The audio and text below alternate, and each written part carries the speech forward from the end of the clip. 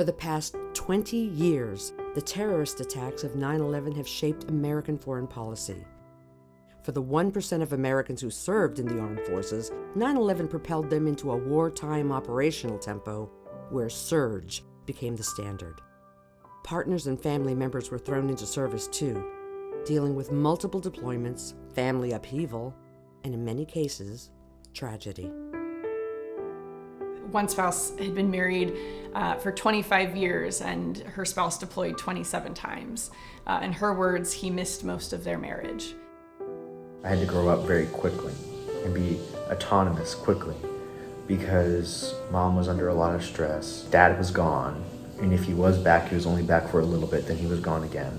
My first husband, Staff Sergeant Michael Harrison Simpson, we got married in 2008, and he passed away in May of 2013 from wounds sustained from an IED attack in Afghanistan.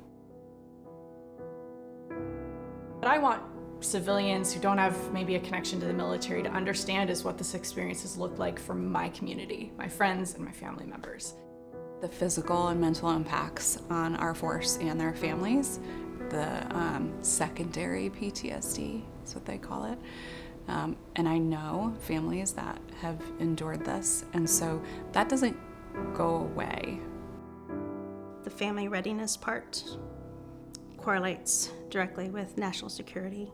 If the home front isn't okay, then you're not going to be okay, which then impacts national security.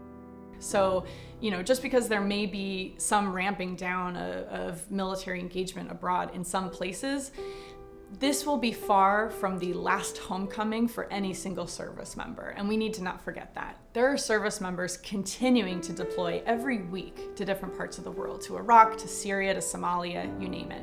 Don't forget to keep paying attention to all of the ways in which our country uses military force and critiquing that until we make sure that every decision we do and every, set of boots that we send abroad is done for only the most kind of impactful and necessary situation.